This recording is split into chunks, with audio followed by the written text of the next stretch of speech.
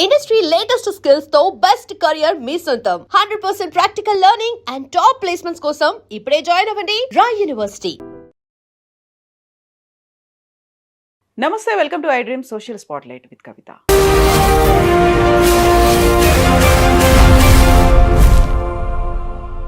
Dhurandhar cinema గుర్తుంది కదా. సడన్గా బైక్ మీద ఎవరో ఇద్దరు వస్తారు, టార్గెట్గా ఉన్నటువంటి టెర్రరిస్టులని లేపేసి అంతే ఇమ్మీడియట్గా మాయమైపోతారు. ఎక్కడ ఎప్పుడో వస్తారో ఎవరిని చంపుతారో తెలియనటువంటి పరిస్థితి. అలాంటి సిచ్యువేషనే ఇప్పుడు పాక్ ఆక్యుపైడ్ కాశ్మీర్లో కనిపిస్తోంది. అది కూడా పాకిస్తాన్కు వెళ్ళి మరీ చంపేసి వస్తున్నారు అనేటువంటి వార్తలు వస్తున్నాయి. వెరీ లేటెస్ట్గా హంజా అన్సారీని కూడా అలాగే చంపారు. బట్ గుర్తు తెలియని దుండగులు వచ్చి పుల్వామా సూత్రధారిని లేపేశారు అనేటువంటి వార్తలు వస్తున్నాయి.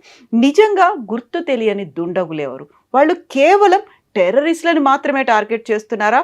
టెర్రరిస్ట్ బేస్ క్యాంపులు లేకపోతే ప్రొడ్యూస్ చేస్తున్నటువంటి వారిని ఎందుకు టార్గెట్ చేయట్లేదు ఆ దుండగులు? మనతో పాటుగా ఉన్నారు జియో పొలిటికల్ ఎక్స్పర్ట్ గిరిధర్ మామిడి గారు. హలో అండి, నమస్తే, ఎలా ఉన్నారు? నమస్తే అమ్మా. నమస్తే, నేను బాగానే ఉన్నాను. How are you? I'm good అండి. సో దురంధర్ సినిమా చూసిన తర్వాత బోల్డ్ అన్ని రీకలెక్ట్ చేసుకుంటున్నారు. మేబీ ఇది కరెక్ట్ ఏమో, దీన్ని కనెక్ట్ చేసుకుంటే ఇలాగే ఉంటుందేమో అనేటువంటి భావన. Very first Dhurandhar cinema release అయింది, పార్ట్ 2 వచ్చింది, ఆ తర్వాత బోల్డ్ అంత కలెక్షన్స్, రికార్డ్స్ ఇవన్నీ క్రియేట్ చేసిన తర్వాత ఇప్పుడు ఓటీటీలో రిలీజ్ చేస్తున్నారు అనుకున్నప్పుడు ఒక పర్సన్ సశస్త్ర సీమా బల్కి చెందినటువంటి హెడ్ కానిస్టేబుల్ హైకోర్టుని అప్రోచ్ అయ్యాడు. మన ఆర్మీ రహస్యాలన్నింటినీ లీక్ చేసింది ఈ సినిమా. ఏదైతే కీ పాయింట్స్ ఉంటాయో, కీ ఫ్యాక్టర్స్ ఉంటాయో వాటన్నిటిని పబ్లిక్గా బాహాటంగా చూపించారు. ప్లీజ్ కంట్రోల్ ఇట్, దీని మీద యాక్షన్ తీసుకోండి అని. నిజంగా వాటన్నిటిని చూపించిందా దురంధర్? వాళ్ళు లీక్ చేసిందంటారా వాటిని? అమ్మా, దీనిలో 2-3 అంశాలు. మొట్టమొదటిది, again let's come to the narrative war. Pak occupied Kashmir అన్నావు నువ్వు. Let us first change that narrative. అయ్యా, దాన్ని పాక్ ఆక్యుపైడ్ జమ్మూ కాశ్మీర్ అని పిలవాలి. కాశ్మీర్ మన దగ్గర ఉంది, ఓన్లీ జమ్మూ. వాళ్ళ దగ్గర ఉన్నది వెస్టర్న్ జమ్మూ ఉంది, వాళ్ళ దగ్గర గిల్గిట్ బాల్తిస్తాన్ ఉంది వాళ్ళ దగ్గర. కానీ దాన్ని పాక్ ఆక్యుపైడ్ జమ్మూ కాశ్మీర్ అనొచ్చు, ఎందుకంటే జమ్మూ కాశ్మీర్ రియాసత్ మన రాజా హరిసింగ్ అధీనంలో ఉన్నటువంటివి. కాశ్మీర్ వ్యాలీ అన్నది మనకు వెరినాగ్ అన్నది అక్కడ మనకు ఝేలం నది ఉద్గమ స్థానం. ఝేలం నది అసలు సంస్కృతం పేరు వితస్తా నది. ఆ వితస్తా నది ఉద్గమ స్థానం, అది ఆరిజిన్ పాయింట్. అది అక్కడి నుంచి బారాముల్లా దాకా పెడుతుంది. బారాముల్లా అంటే వరాహమూల. బారా అంటే మనం అంతే దాన్ని ప్యూర్గా తెలుగులో మాట్లాడుకుంటే బారా అంటే 12 ముల్లా అంటే ముస్లిమ్స్, అలాంటిది ఏమైనా రిలేటెడ్ ఉందేమో. కరెక్ట్. అది కన్ఫ్యూషన్ ఉంటుంది. వరాహమూల మహా గొప్ప క్షేత్రం అది. అక్కడ శ్రీనగర్లో షారికా అమ్మవారు అని చెప్పేసి ఒక ఆలయం ఉంది. హరిపర్వతం ఉంటుంది అక్కడ, దాల్ లేక్ వెనకాల కొండ మీద ఉంటుంది. అక్కడ అమ్మవారి శాలిగ్రామ శిల ఉంటుంది, పెద్ద శిల ఉంటుంది. వాళ్ళ నమ్మకం, వాళ్ళ స్థల పురాణం, కాశ్మీరీ హిందువులు నమ్మేటువంటి కథ ఏంటంటే, ఇక్కడ సతీసర్ అని ఒక పెద్ద చెరువు ఉండేది. ఆ చెరువులో అంటే ఆఫ్ కోర్స్ నాగులు ఎక్కువ ఉండేవారు అక్కడ. అమ్మవారి యొక్క వాహనం గండవేరుండ పక్షి 2 రాళ్ళు అక్కడ వదిలింది పైనుంచి. ఆ ఇంపాక్ట్కి ఈ నీళ్ళన్నీ డ్రైన్ అయిపోయి అక్కడ నేల ఏర్పడింది. అక్కడ ఋషి కశ్యపుడు వచ్చి తపస్సు చేసుకున్నాడు కాబట్టి ఇది కశ్మీరం అయింది. ఇది వాళ్ళ అంటే షీఈ్ ద పేట్రన్ మదర్. ఆ ప్రాంతానికి ఆవిడ కులదేవత షారికా అమ్మవారు. అది ఎక్కడి నుంచి నీళ్ళు వెళ్ళిపోయి? వరాహ మూల నుంచి వెళ్ళిపోయి. కాబట్టి మొత్తం కాశ్మీర్ ఇంతనే, మనకు ఊడి దాకా మన కంట్రోల్లో ఉంది. కాశ్మీరీ భాష మాట్లాడే ఒక్క గ్రామం కూడా పాకిస్తాన్ కంట్రోల్లో లేదు. కాబట్టి POK అని మనం పిలవరాదు. కశ్మీర్ అన్న పేరు మీద వాడు 80 సంవత్సరాలు పాలిటిక్స్ చేశాడు. మనం ఆ నేరేటివ్లో కొట్టుకుపోయాం. అందుకని POJK అని పిలవచ్చు. లేదా ఇంకా కరెక్ట్గా చెప్పాలంటే western Jammu, Pak occupied western Jammu, Pak occupied Gilgit Baltistan, ఇది చెప్పాలి. 2 ధురంధర్ సినిమా. అన్నోన్ గన్మెన్, అజ్ఞాత్ బందూక్దార్ ఎవరెవరిని చంపారో ప్రతిరోజు న్యూస్లో వస్తుంది. అతను దాన్ని కంపైల్ చేసి సినిమాలో చూపించాడు. అది ఆయన కల్పన. సత్యమా అసత్యమా ఎవరు చెప్పగలరు? దీంట్లో ఎక్కడొస్తుందంటే కోయిన్సిడెన్స్ ఏంటంటే, చనిపోయిన వాళ్ళందరూ కూడా భారత వ్యతిరేక టెర్రరిస్టులు మాత్రమే చనిపోయారు. ఇక్కడ ఎవరైతే అరాచకాలు చేశారో వాళ్ళు మాత్రమే పోతున్నారు. కరెక్ట్. ఖలిస్తానీలు కావచ్చు, కాశ్మీరీలు కావచ్చు, వీళ్ళే టార్గెటెడ్గా చనిపోతున్నారు. కాబట్టి అనుమానం ఏమవుతుంది? రా చేయిస్తోంది, భారతీయ ఏజెన్సీస్ చేయిస్తున్నాయన్న అనుమానం తప్పకుండా వస్తుంది. మన స్పైలు ఉన్నారు, కొంతమంది ఏజెంట్లు ఉన్నారు అక్కడ దురంధరులు ఉన్నారు. ఈ నేరేటివే ప్రబలంగా ఉంది అది. కానీ మరి ఎవరైనా పట్టుకోండి మీరు. #1 స్పై ఏజెన్సీ ఐఎస్ఐ అని చెప్పుకుంటారు కదా వాళ్ళు. మరి మన భారతదేశంలో ఇన్ని స్లీపర్ సెల్స్ ఉన్నాయి కదా వాళ్ళకి. మనకు హైదరాబాద్లో కూడా లుంబిని పార్క్ దగ్గర నుంచి వాళ్ళు మనకు గోకుల్ చాట్ దగ్గర బాంబులు పెట్టించి పేల్చగలిగిన గొప్పవాళ్ళే, ఘనత ఉంది వాళ్ళకి. ఢిల్లీలో ప్రతి వారం బాంబులు పేల్చారే. ఇంత నెట్వర్క్, ఇంత అద్భుతమైనటువంటి ఇంటెలిజెన్స్ ఉన్న ఐఎస్ఐ ఒక్కడిని కూడా ఈ రోజు దాకా ఎందుకు పట్టుకోలేకపోయారు? ఒకటి. 2, వీళ్ళందరూ పాకిస్తానీ పాస్పోర్ట్ ఉన్న వాళ్ళే కదా, భారతీయ పాస్పోర్ట్ ఇక్కడి నుంచి ఎవరు వెళ్ళలేదు కదా. సో అందుకని మీరు పట్టుకోండి ఫస్ట్.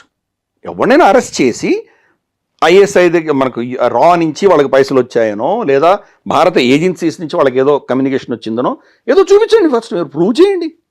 ప్రూవ్ చేశాక అప్పుడు భారతదేశం ఇన్వాల్వ్ కాదో చెప్పగలం మనం. కాబట్టి ఇప్పుడు సశస్త్ర సీమా బల్కి సంబంధించి అతను ఇచ్చినటువంటి ఏదైతే స్టేట్మెంట్ ఉందో హాస్యాస్పదం. అది ఎక్కడ దానికి ఆధారాలు లేవు. అతను సినిమా కాల్పితం ఏదో చేశాడు, అక్కడ చనిపోతున్న విషయం వాస్తవం, లింకేజ్ లేదు. పాకిస్తానే ఈ రోజు దాకా ప్రూవ్ చేయలేకపోయింది. మనం ఏం చేసాము, మన దగ్గర జరిగిన ప్రతి టెర్రరిస్ట్ ఇన్సిడెంట్ తర్వాత డాసియర్స్ ఇచ్చాం మనం పాకిస్తాన్కి గతంలో, ఇంక్లూడింగ్ పఠాన్కోట్లో జరిగినటువంటి మన ఎయిర్ ఫోర్స్ బేస్ మీద జరిగినటువంటి దాడికి కూడా వాళ్ళకి డాసియర్ ఇచ్చాము. ఐఎస్ఐ ఏజెన్సీని మనం ఇక్కడ తెప్పించాం మనం. మోదీ గారు ఫస్ట్ ఇనీషియల్గా వాళ్ళు కూడా వచ్చి జాయింట్ ఇన్వెస్టిగేట్ చేస్తామని అన్నారు. మోదీ గారు ఇంకా అప్పుడు నవాజ్ షరీఫ్ ఇంటికి వెళ్ళడం ఇవన్నీ చేసిన కొత్తల్లో వాళ్ళు ఎప్పుడైతే ఇక్కడికి వచ్చి యాక్షనబుల్ ఎవిడెన్స్ కాదు ఇలా మన మీద డ్రామాలు ఆడడం మొదలెట్టారో అప్పుడు ఇంకా మోదీ గారు నిర్ణయించుకున్నారు ఇంకా వీడితో మనం ఏం చేయకూడదని చెప్పి కట్ చేసుకున్నారు. కానీ మనం డాసియర్స్ ఇచ్చేవాళ్ళం, వాళ్ళకి ఫుల్ ప్రూఫ్ ఇచ్చేవాళ్ళం.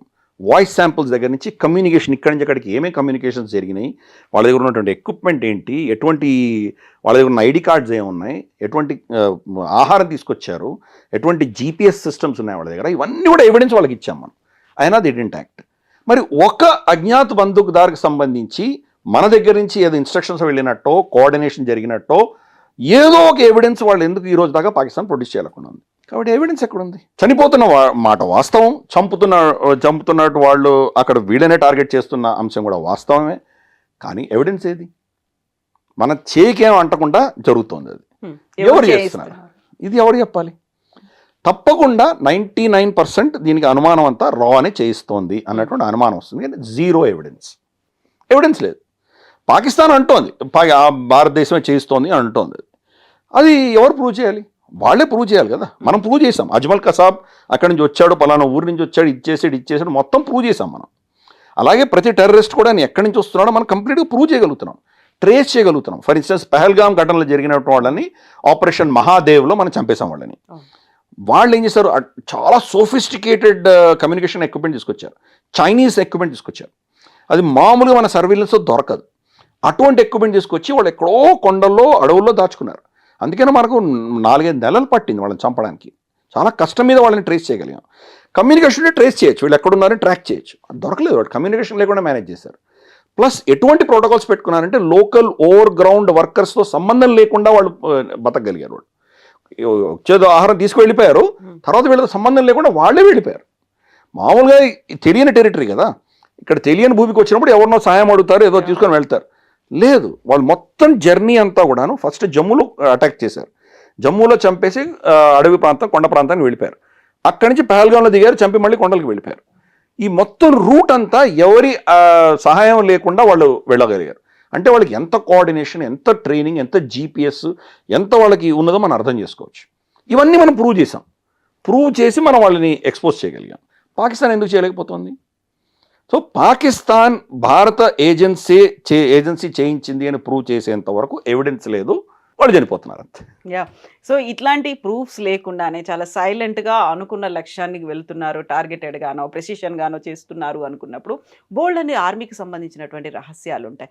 ఈవెన్ ఒక దురంధర్ని తీసుకెళ్ళి అక్కడ పెట్టడం కావచ్చు, దురంధర్ని ట్రైన్ చేయడం కావచ్చు, అక్కడున్న వాళ్ళతో ఎలా కలిసిపోతారు, కల్చరల్గా కావచ్చు, లాంగ్వేజ్ పరంగా కావచ్చు, మిగతా అన్ని అంశాల్లో ఎలా వాళ్ళతో కలిసి మింగిల్ అయ్యేలా ఇన్ని చర్యలు తీసుకుంటారు. వీటన్నిటికీ సంబంధించినటువంటి రహస్యాలని, ఈవెన్ ఇఫ్ ఇట్ ఈస్ ఒక సినిమా అనేది వినోదాత్మకమైనటువంటి చిత్రం అయినప్పటికీ కూడా ఒక ఆర్మీ, అక్కడ 2 దేశాలు అనేవి ఉన్నాయి, మధ్యలో శత్రుత్వం అనేది కనిపిస్తోంది, అక్కడ రాజకీయాలు ఉన్నాయి, టెర్రరిజం ఉంది. వీటన్నిటిని సినిమా రూపంలో చూపించినప్పటికీ మన సీక్రెట్స్ని బయట పెడుతోంది అనే ఒక మాట కాదా? ఏం సీక్రెట్స్ బయట పెట్టారు చెప్పమనండి నాకు. ఏం సీక్రెట్స్ ఉన్నాయి దాంట్లో? సో మన వాళ్ళు ఎలా ఆపరేషన్ చేస్తారు అనే దాంతో పాటుగా ఎలా వాళ్ళని పిక్ చేసుకుంటారు, ఎలా వాళ్ళని డిప్లాయ్ చేస్తారు, ఎలా కాంటాక్ట్స్ ఉంటాయి, కమ్యూనికేషన్స్ ఎలా ఉంటాయి. ప్రూఫ్ ఏమైనా ఉందా? అదొక కల్పితం, అది కల్పితమైనటువంటి సినిమా. ప్రూఫ్ ఏముంది దాంట్లో? ప్రూఫ్ చూపించగలిగితే సీక్రెట్స్ లీక్ అయినట్టు అర్థమవుతుంది. ఎస్, వాళ్ళు చనిపోయారు, ఎవరో వచ్చి అన్నోన్ గన్మెన్ షూట్ చేసి వెళ్ళిపోతున్నారు, ఇది సత్యం కదా. ఈవెన్ పాకిస్తానీ సీసీటీవీ కెమెరాస్లో కూడా కొన్ని క్యాప్చర్ అయినాయి. వాళ్ళు నమాజ్ చేస్తుంటే వచ్చి ఇక్కడ బుల్లెట్ కొట్టేసి వెళ్ళిపోయాడు. ఇటువంటి చాలా జరిగినాయి. అక్కడ ఏదో పార్క్లో నడుస్తుంటే సర్దార్జీ ఖలిస్తానీ అదని షూట్ చేసి వెళ్ళిన మాట వాస్తవం. ఎవరు చంపారు? ఎవిడెన్స్ లేదు. దురంధరులేమో వాళ్ళు మన వాళ్ళే దురంధరే చేసినట్టు వీళ్ళు దీంట్లో వాళ్ళు ఒక కాల్పితంగా చూపించారు. ఎవిడెన్స్ ఎక్కడుంది? ప్రూఫ్ ఎక్కడుంది? ఏం సీక్రెట్ లీక్ చేసాం మనం? చనిపోయడం అనేది ఫ్యాక్ట్, అది వాస్తవం. చంపేవాళ్ళు ఉన్నారు, వీళ్ళు దొరకలేదు, అది వాస్తవం. సీక్రెట్ ఏముంది దీంట్లో? సీక్రెట్స్ ఏం లీక్ చేశారు? ఏం చేయలేదు. రెండవది, అసలు సీక్రెట్స్ ఎవరు చేశారంటే హమీద్ అన్సారీ చేశారు, మనకు మాజీ ఉపరాష్ట్రపతి. ఆయన హయాంలో మన ఎవరైతే ఏజెంట్స్ ఉన్నారో ఇరాన్లోను తర్వాత పాకిస్తాన్లో ఉన్న ఏజెంట్స్ని ఎక్స్పోజ్ చేశాడు ఆయన. అందుకనే పెద్ద కాంట్రవర్సీ అయింది అప్పట్లో. ఆయన ఫారెన్ సర్వీస్లో ఉన్నటువంటి వ్యక్తి. ఆయన ఇంటర్వ్యూ చేస్తున్నప్పుడు కూడా ఇంటర్వ్యూర్ ఆ ప్రశ్న అడగానే ఇద్దరికి కోపం వచ్చాయని లేచి వెళ్ళిపోయాడు ఆయన ఒక ఇంటర్వ్యూలో. అది మీకు చూసారో లేదు. అది ఇది వచ్చింది మన ప్రాబ్లం. ఆయన పేరు చెప్పకుండా తర్వాత వచ్చిన వాళ్ళు మన ప్రభుత్వంలో ఉన్నటువంటి వాళ్ళు మన ఏజెంట్స్ని ఎక్స్పోజ్ చేశారు అని చెప్పి చాలా విస్తృతంగా అప్పుడు డిస్కషన్లో వచ్చింది. ఒక ఏజెంట్ని ప్లాంట్ చేయాలంటే కనుక దశకాలు పడుతుంది, అంత ఈజీ కాదు అక్కడ. దాంట్లో లాస్ట్కి మనం చూసాం, అది మనకు రాకేష్ బేడి ఉన్నటువంటి మినిస్టర్గా ఉన్నటువంటి వ్యక్తి 40 ఏళ్ల నుంచి నేను ఇక్కడ ఉన్నానని చెప్తాడు. అతను అసలు దూరందరు, అతను పాలిటిక్స్లో దూరిపోయాడు అతను. అంటే ఎన్ని సంవత్సరాలు ఇన్వెస్ట్ చేసి ఉండాలి. అంటే పార్టీలకు అతీతంగా, అప్పుడు బీజేపీ లేదు, కాంగ్రెస్. ఇప్పుడు 40 ఏళ్ళ ముందరంటే కాంగ్రెసే కదా. అంటే కాంగ్రెస్ కూడా చేసింది. కాంగ్రెస్ కావచ్చు, బీజేపీ కావచ్చు, ఎవరైనా కావచ్చు, భారతదేశం మన ఇంట్రెస్ట్ కోసం మనం చేసాం. ఎక్స్పోజ్ అయింది, ఆ సమయంలో ఎక్స్పోజ్ అయ్యారు. దాంతో మన ఏజెంట్స్ అందరినీ పట్టుకొని వాళ్ళు ఎలిమినేట్ చేశారు, అందరినీ చంపేశారు. మనకి ఎసర్ట్స్ లేరు. మోదీ గారు వచ్చిన తర్వాత ఒక పర్టికులర్, అంటే కొత్తలో ఆయన వచ్చిన కొత్తల్లో ఒక పర్టికులర్ ర్యాలీలో ఒక స్టేట్మెంట్ ఇష్యూ చేశారు. ఎక్కడి నుంచి మొదలు పెట్టాలో నాకు అర్థం కావట్లేదు, మొత్తం క్లీన్ స్లేట్ అయిపోయింది మాది, మేము మళ్ళీ ఇవన్నీ ఎస్టాబ్లిష్ చేయాలంటే ఎంతకాలం పడుతుందో తెలియదు, చాలా క్లిష్ట పరిస్థితుల్లో ఈరోజు దేశం ఉంది అని ఒక స్టేట్మెంట్ ఇష్యూ చేశారు ఆయన. దాని యొక్క రిజల్ట్ మరి ఈరోజు చూస్తున్నాం. అజిత్ దోవల్ అక్కడ ఆయన కుటుంబంతో సహా అక్కడ ఉండి ఆయన పిల్లలు అక్కడ చదువుకున్నారు, ఆయన అక్కడ పనిచేశారు, అక్కడ చాలా రోజులు ఆయన ఒక ఏజెంట్గా అక్కడ ఉన్నారు ఆయన పాకిస్తాన్లో. కాబట్టి పాకిస్తాన్లో ఎటువంటి వ్యక్తులను పంపించాలి, ఎలా చేయాలి, ఆ హ్యాండిల్ అంతా తెలిసినటువంటి దురంధరుడు ఈయన అజిత్ దోవల్. కాబట్టి ఆయన మళ్ళీ ఆ నెట్వర్క్ అంతా ఎస్టాబ్లిష్ చేయడానికి 10 సంవత్సరాలు పట్టింది. ఇమ్మీడియట్గా రారు కదా. 10 సంవత్సరాలు ఎలా ఎస్టాబ్లిష్ చేయగలిగాం మనం? ఈ రోజు దాకా వాళ్ళు ఎవరో దొరకట్లేదు ఎవరికి. తప్పకుండా దీంట్లో ఎవరికి డౌట్ ఉండవలసిన అవసరం లేదు. భారత వ్యతిరేక శక్తులే చనిపోతున్నారు కాబట్టి భారత హస్తం ఉంది అనడంలో బలం ఉంది, ప్రూఫ్ లేదు. బలం ఉంది, ప్రూఫ్ లేదు. బట్ అజిత్ దోవల్ గారు దానిలో ఆల్రెడీ నిష్ణాతులు కాబట్టి ఆయన ఈ మళ్ళీ నెట్వర్క్ని రీఎస్టాబ్లిష్ చేసే దిశగా ఆయన పనిచేస్తున్నారు. గత ప్రభుత్వాలు దాన్ని లీక్ చేయడం వల్ల మనం చాలా చాలా నష్టపోయాం. అది లీక్ అయింది, ధురంధర్ సినిమాకి అది లీక్ అయింది. ధురంధర్ సినిమాలో ఏం లీక్ అవ్వలేదు, అదొక కథ రాశాడు ఆయన. దీంట్లో అటువంటి హంజా అనేటువంటి క్యారెక్టరే లేదు, మొత్తం అదే కల్పితం. అది ఇటువంటి చాలా కల్పితాలు చూపిస్తారు వాళ్ళు. కొన్ని నిజంగా జరిగినటువంటి ఘటనలను దాన్ని వాళ్ళు సినిమాటిక్గా ప్రజెంట్ చేసేటువంటి ప్రయత్నం చేస్తారు వాళ్ళు. సత్యాలు ఉంటాయి, దాంట్లో కాల్పితం కూడా ఉంటుంది. ఏది సత్యం ఏది కాల్పితం ఎవరు నిర్ణయించాలి? దీంట్లో ట్రూత్స్ ఏమున్నాయి? మీరు ఇంత దూరం అక్కర్లేదు. మనకు ఫర్ ఇన్స్టెన్స్ మొసాడ్ ఆపరేషన్స్ ఉన్నాయి, ఇజ్రాయెల్ చేసేవి. మొసాడ్ ఆపరేషన్స్ సిరీస్ ఉన్నాయి మనకి. నెట్ఫ్లిక్స్లో మనం చూస్తే ఫౌడా అని చెప్పేసి ఒక సిరీస్ ఉంది, అలాగే ద స్పై అని ఒక సిరీస్ ఉంది. దాంట్లో ఎలా వీళ్ళ spy almost Syria defence minister అయిపోయేవాడు, అంతవరకు వచ్చాడు. లాస్ట్లో దొరికిపోతాడు, అతన్ని ఉరిదీస్తారు, పబ్లిక్గా హ్యాంగ్ చేస్తారు. అతన్ని ఎలీ కోహన్ అని చెప్పేసి అతన్ని హ్యాంగ్ చేస్తారు. హ్యాంగ్ చేస్తే అతని శరీరం ఈరోజు దాకా సిరియా రిటర్న్ చేయలేదు ఇజ్రాయెల్కి. కాబట్టి ఇటువంటివి సిరీసే ఉన్నాయి. వాళ్ళు ఆపరేషన్స్ ఎలా చేస్తారు. ఫౌడాలో అయితే కనుక ఈ హమాస్ని ఎలా ఇన్ఫిల్టర్ చేస్తారు, ఎలా వాళ్ళ భాషనే మాట్లాడతారు, వాళ్ళ మస్జిద్లోకే వెళ్తారు, వీళ్ళు కూడా ముస్లిమ్స్ లాగానే ఎలా ప్రవర్తిస్తారు, ఎలా అంత పర్ఫెక్ట్గా వాళ్ళతో మిక్స్ అయిపోతారు, ఎలా వాళ్ళని ఎలిమినేట్ చేస్తారు, చాలా బ్యూటిఫుల్గా చూపించారు. అవి నిజమైన ఘటనల ఆధారంగా తీశారు అవి. సో సీక్రెట్స్ ఎక్స్పోజ్ చేసినట్ట. సో ఇవి నార్మల్గా ఎక్కడైనా ఉంటాయి. ఇన్ఫ్యాక్ట్ మనకైతే పాపం ఇంత కష్టపడి వీళ్ళు సినిమాలు తీస్తున్నారు, ద కశ్మీర్ ఫైల్స్, ఊడి, ఆర్టికల్ 370, తర్వాత ఇప్పుడు మనకు ఇదేంటి మన దురంధర్, ఇటువంటి చాలా సినిమాలు తీశారు. మన డిఫెన్స్ ఎస్టాబ్లిష్మెంట్ కానీ ప్రభుత్వం కానీ మన స్థావరాలను వాడుకోవడానికి షూటింగ్కి ఏమైనా పర్మిషన్ ఇచ్చారా? అదే అమెరికాలో అయితే కనుక స్పెషల్ పర్మిషన్ ఉంటుంది. మన క్యాప్టెన్ 1 దగ్గర నుంచి తీసుకుందాము, లేదా గన్ షాట్ లాంటివి, పెద్ద పెద్ద మనకు టామ్ క్రూజ్ సినిమాది టాప్ గన్ లాంటి ఏ సినిమాలు చూసినా వాళ్ళ ఎయిర్క్రాఫ్ట్ క్యారియర్స్ వాళ్ళు పర్మిషన్ ఇస్తారు, F-16లలో ఫ్లై చేస్తారు, వాళ్ళ మొత్తం బేసులు, వాళ్ళ ఆపరేషన్స్ అన్ని వాళ్ళు చూపిస్తారు, వాళ్ళ కమాండ్ సెంటర్ చూపిస్తారు, నాసాలో వెళ్ళి షూట్ చేస్తారు. స్వదేశ్ అని చెప్పి మనకు షారుఖ్ ఖాన్ సినిమా తీశాడు, దాంట్లో నాసాలో వెళ్ళి షూట్ చేశాడు అతను. మన ఇస్రో పర్మిషన్ ఇస్తామా మనం షూట్ చేయడానికి? సో ఇవన్నీ వాళ్ళు సినిమాటిక్గా వాళ్ళు ఏం చేయగలరో చేశారు, కానీ ప్రభుత్వ పరంగా, డిఫెన్స్ పరంగా, మిలిటరీ పరంగా వీళ్ళకి సహాయం ఎక్కడొచ్చింది? సీక్రెట్స్ అనేవి సీక్రెట్సే, ఎవరికి తెలుస్తాయి? అవి ఎవరికి తెలియవు కదా. ఎవరిని ప్లాంట్ చేశారో, అక్కడ ఎవరు పని చేస్తున్నారో అనేది ఎవరికి తెలుసు? ఎంత విడ్డూరం అంటే ఈ ధురంధర్ సినిమా వచ్చి ఇంత పాపులర్ అయిన తర్వాత పాకిస్తాన్లో వీధుల్లో అడుక్కుతునే వాళ్ళని అందరినీ వాళ్ళు వెతికి వీడు ధురంధర్ పడుకున్న వాళ్ళని కూడా కొట్టి కొట్టి లేపి మరీ చెక్ చేశారు. భయం మంచిది, శత్రువు మనసులో భయం మంచిది, కానీ అది పరిస్థితి. అంటే వాళ్ళు కనుక్కోలేకుండా ఉన్నారు. సో కాబట్టి సీక్రెట్స్ ఏం లీక్ అయినాయి. సీక్రెట్స్ లీక్ అయితే ఇప్పటికి వాళ్ళందరూ చనిపోయి ఉండాలి కదా. సీక్రెట్స్ ఏం లీక్ అవ్వలేదు. ఇది ఒక వ్యక్తి యొక్క ఆలోచన తప్పితే ఇంకేమీ లేదు. నిజంగా ఏమి సీక్రెట్స్ అంటే లీక్ అవ్వలేదు. జరిగిన ఆపరేషన్స్ని వాళ్ళు ఇమాజిన్ చేసుకొని వాళ్ళు ప్రజెంట్ చేశారు. బహుశా జరిగి ఉండొచ్చు, అలాగే జరిగి ఉండొచ్చు, కాక జరిగిన ఘటనలు వాళ్ళు ప్రజెంట్ చేశారు. ఒక కల్పితమైన క్యారెక్టర్ హంజా అని చెప్పి ఒకటి పెట్టి వాళ్ళు క్యారెక్టర్ పోర్ట్రే చేశారు. సో ఘటన సత్యం, దాని ప్రజెంటేషన్ కల్పితం. అది రీల్ అనుకుంటే, రియల్గా చూస్తే ఇప్పుడు వెళ్తున్నారు, ఎవరైతే మనకు హాని కలిగించారో, ఎవరైతే మన దగ్గర అరాచకాలు చేశారో వాళ్ళని మాత్రమే లేపేసి వస్తున్నారు. దెన్ ఇక్కడే ఇంకో క్వశ్చన్ వస్తుంది, వాళ్ళని ఎవరైతే ప్రొవోక్ చేస్తున్నారో, వాళ్ళని ఎవరైతే వాడుకుంటున్నారో వాళ్ళ దాకా మనం ఎందుకు రీచ్ అవ్వట్లేదు? కేవలం ఇక్కడ ఉన్నటువంటి ఒక చిన్న వేర్లు అనుకోవచ్చు. ఎంతైనా వాళ్ళు అరాచకం చేసినప్పటికి కూడా చాలా చిన్న చిన్న వాళ్ళని ఒకరినో ఇద్దరినో ఇలాంటి వాళ్ళని లేపేస్తున్నాం, కానీ డైరెక్ట్గా ఎందుకు వెళ్ళట్లేదు? వాళ్ళందరినీ సమూలంగా తీసేస్తాము అనేది.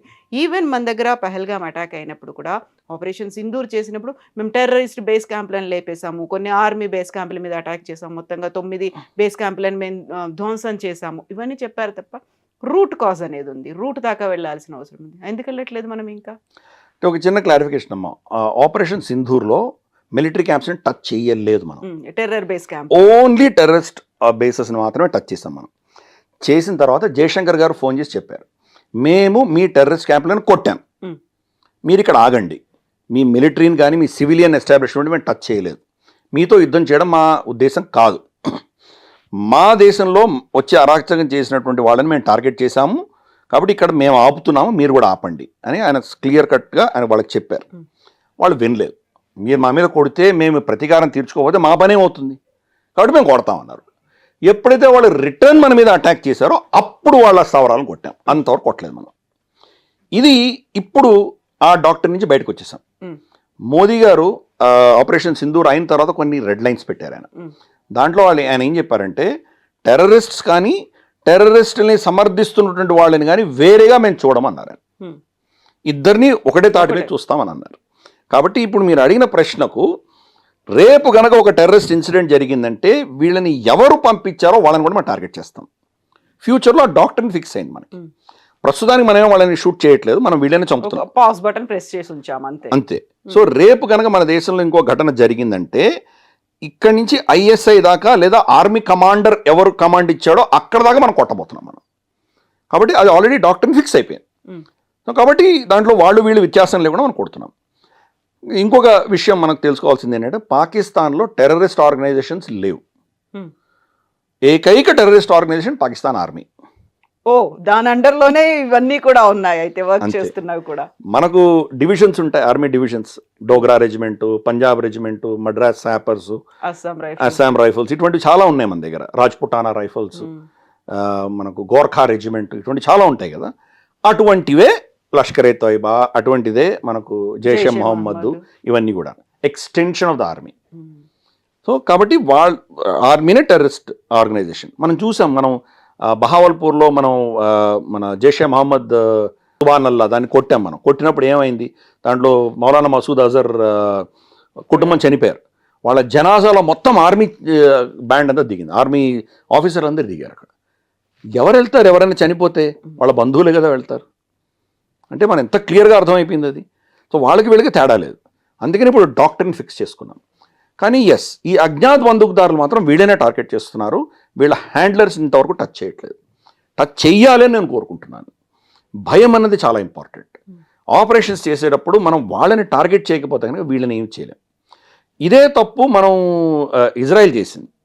ఇజ్రాయెల్ ఆపరేషన్స్ స్పెక్టాక్యులర్ ఆపరేషన్స్ చేయగలరు. టాక్టికల్, ఆపరేషనల్, వాళ్ళ ప్లానింగ్, ఎగ్జిక్యూషన్, వాళ్ళ ఇంటెలిజెన్స్ అసలు అన్బిలీవబుల్. నవభూత భవిష్యత్. ప్రపంచంలో ఏ ఇంటెలిజెన్స్ ఏజెన్సీ చేయని వాళ్ళు చేయగలిగారు. పేజర్ బాంబ్ ఏంటి అసలు ఎవరు ఇమాజిన్ కూడా చేయలేరు. ఎలా చేశారు వాళ్ళు? నస్రుల్లాని ఎలా చంపారు? ఒక్కరొకరిని, యాహియా సిన్వర్ని ఎలా చంపారు? ఒక్కరొకటి చూస్తే కనుక ఆపరేషన్స్, వాళ్ళు ఇంటెలిజెన్స్ గ్యాదరింగ్ ఎలా చేశారు, మనకు ఎలక్ట్రానిక్ ఇంటెలిజెన్స్ ఎలా ఉంది, హ్యూమన్ ఇంటెలిజెన్స్ ఎలా తెచ్చుకున్నారు, సర్వీలెన్స్ ఎలా చేశారు, 24/7 ఎలా ట్రాక్ చేశారు. ఎప్పుడో మ్యూనిక్లో 1972లో వాళ్ళు చంపిన వాళ్ళని ఒకరొకరిని వెంటాడి చంపారు.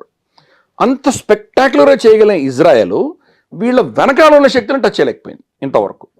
వెనకాల ఎవరున్నారు? ఇరాన్. అందుకని ఈరోజు ఇరాన్తో యుద్ధం జరుగుతుంది అక్కడ. ఇరాన్ యుద్ధం కారణం ఏంటంటే వీళ్ళని ఎంతమంది చంపినా లాభం లేదు, వీళ్ళని సపోర్ట్ ఇస్తున్నటువంటి ఇరాన్ రెజీమ్ని మనం టచ్ చేయండి, వీళ్ళు ఇంకా పుడుతూనే ఉంటారు అని చెప్పి వాళ్ళు నిర్ణయించుకున్నారు. అఫ్కోర్స్ కంప్లీట్ అది ఫ్లాప్ అయింది, బెడిసి కొట్టింది వాళ్ళకు. అది వాళ్ళ ప్లానింగ్లో లోపం ఉందా, మిగతా అందరినీ కలుపుకొని వెళ్ళలేనందువల్ల ఇది అయిందా, అది పెద్ద చర్చ, దానిలో వెళ్ళదలుచుకోలేదు నేను. బట్ ఆలోచన కరెక్ట్. ఈ హ్యాండ్లర్స్ ఎవరున్నారో వాళ్ళు టచ్ చేయాలి. ఫర్ ఇన్స్టెన్స్ ఇప్పుడు వీళ్ళని మన పహల్గామ్ దాడి కానీ, పుల్వామా కానీ, మన దేశంలో జరిగినటువంటి గోకుల్ చాట్, ఎక్కడెక్కడ జరిగాయో ఈ టెర్రరిస్ట్ అటాక్స్ జరిగినాయో, ముంబై బ్లాస్ట్లు, ఢిల్లీలో అయితే ప్రతి వారం జరిగేది, చాందినీ చౌక్, చాలా దగ్గర జరిగినాయి. సో ఇటువంటి వాళ్ళు ఎవరైతే వచ్చారో వాళ్ళని చంపుతున్నాం. కానీ వీళ్ళని ట్రైనింగ్ ఇచ్చి పంపించిన ఐఎస్ఐ ఆఫీసర్ తన కుటుంబం ఏదో పాపా జోన్స్కి తినడానికి వెళ్తే తిరిగి సురక్షితంగా రాలేము అన్నటువంటి భయం వాళ్ళలో ఉన్న రోజు ఇవి అవుతాయి. కల్పించలేకపోయాం ఎందుకంత భయాన్ని? మరి అది బహుశా మన ప్రభుత్వంలో ఉన్నటువంటి ఆలోచన. మనం వాళ్ళకి మనకు తేడా ఏంటి? అదొక టెర్రరిస్ట్ దేశం, మనం కూడా టెర్రరిస్ట్ దేశమే. ఆ దేశంలో టెర్రరిజం చేసుకుంటూ ఉందామా? కాబట్టి మనం ఒక బాధ్యత గల దేశము. మనం ఓన్లీ మన దేశాన్ని హర్ట్ చేస్తున్న వాళ్ళని మాత్రమే మనం వేటాడి చంపుతాము, మిగతా వాళ్ళు మన జోలికి వెళ్ళము అన్నది ఒక సిద్ధాంతం మన దేశంలో ఉంది. Because answerable. మనం మానవ హక్కులు ఉల్లంఘన చేసి ప్రతి ఒక్కరిని చంపేయం కదా. ఇప్పుడు ఫర్ ఇన్స్టెన్స్ మినాబ్ అన్న ఊర్లో, ఒక ఊర్లో వీళ్ళు మనం టామాహాక్ మిసైల్ కొట్టి 170 మంది చిన్న పిల్లల్ని చంపేసింది అమెరికా. ఈ రోజు దాకా జవాబుదారీ లేదు వాళ్ళకి. పైపెచ్చు డొనాల్డ్ ట్రంప్ ఏమంటున్నాడు, టామాహాక్ మిసైల్స్ అందరి దగ్గర ఉంది, ఇరానే వాడిని ఎత్తినేసుకొని ఉండొచ్చు అంటున్నాడు. సో మనం అటువంటి పని చేయం కదా. మనం ఒక రూల్ బేస్డ్ పద్ధతిలో వెళ్తాం మనం. అందుకని మనం దాని గురించి మనం ఎంతవరకు వెళ్ళాలో అంతవరకు వెళ్ళాం. మనం డైరెక్ట్గా ఇప్పుడు వాడితో యుద్ధం చేయదలుచుకోలేదు. మనం వాడు చేసినట్టు వాడు చేయలేడు, వాడికి కూడా కెపాసిటీ ఉంది కదా, వాడి అసెట్స్ కూడా ఇక్కడ ఉన్నారు కదా. పొలిటీషియన్స్ దగ్గర నుంచి తీసుకొని, బిజినెస్ మెన్ దగ్గర నుంచి తీసుకొని, మీడియా దగ్గర నుంచి తీసుకొని, ఎన్జిఓల దగ్గర నుంచి తీసుకొని, రిలీజియస్ తంజీమ్ల దగ్గర నుంచి తీసుకొని, పాకిస్తాన్కి చాలామంది అసెట్స్ ఇక్కడ ఉన్నారు మన దేశంలో. వాడు కూడా చేయొచ్చు కదా, తలుచుకుంటే వాడు కూడా చేయొచ్చు కదా. ఇది ఇలా ఒక సైకిల్లో నడుస్తూనే ఉంటుంది. మనం ఆ సైకిల్లో పడదలుచుకోలేదు. అది ఒక ప్రభుత్వ నిర్ణయం. వ్యక్తిగతంగా అడిగితే కనుక బహుశా అట్లీస్ట్ మనకు జరిగినటువంటి ఘటనల వెనకాల ఉన్నటువంటి వ్యక్తులను మనం ఎలిమినేట్ చేయాలి.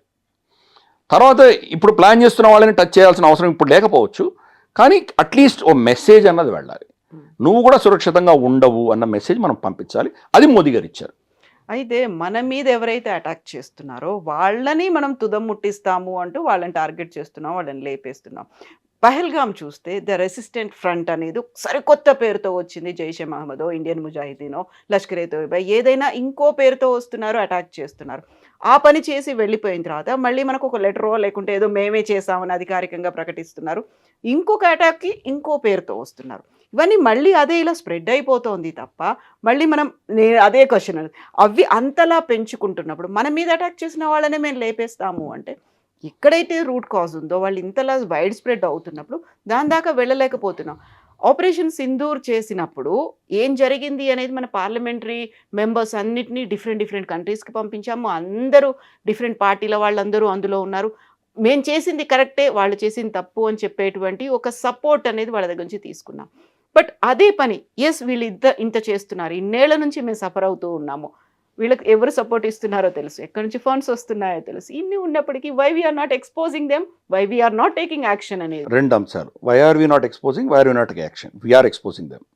ప్రతి అంశంలో కూడా మనం ఇంటర్నేషనల్ ఫోర్సెస్ పవర్స్ ఏమున్నాయో వాళ్ళకు కూడా తెలుసు. ఆపరేషన్ సింధూర్ మనం ఇంత చేసాం. మనం 2 న్యూక్లియర్ శక్తి ఉన్నటువంటి దేశాలు 2వ ప్రపంచ యుద్ధం తర్వాత ఇంతవరకు ఎప్పుడూ కాన్ఫ్లిక్ట్లో లేవు, యుద్ధం చేసుకోలేదు. మొట్టమొదటిసారి మనం చేసాం. ఇన్ఫ్యాక్ట్ బాలాకోటే ఫస్ట్ టైం మనం ఇంటర్నేషనల్ బార్డర్ దాటి వెళ్ళి కొట్టొచ్చాం.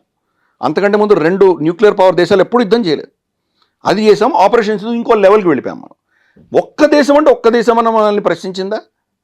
మీ మీద ఆంక్షలు విధిస్తాము, మీరు చేస్తే కనుక న్యూక్లియర్ యుద్ధం వచ్చే ప్రమాదం ఉంది, మేము అది చేస్తాం ఇది చేస్తాం వాడు అన్నాడా? డొనాల్డ్ ట్రంప్ అన్నాడు కదా, డొనాల్డ్ 250% టారిఫ్లను పెంచుతారు. అది యుద్ధం అయిపోయినాక మాట్లాడాడు. యుద్ధం జరుగుతున్నప్పుడు ఏమైనా మాట్లాడా? అది క్లెయిమ్ చేసుకునే ప్రయత్నం చేశాడు. అది వేరే పాలిటిక్స్, అది వేరే పాలిటిక్స్. అది యాక్చువల్గా డొనాల్డ్ ట్రంప్ ఆపలేదు, చైనా ఆపింది. అది దానికి అది వేరే నెరేటివ్. అది ఆల్టుగెదర్ డొనాల్డ్ ట్రంప్ అది హైజాక్ చేసే ప్రయత్నం చేశాడు.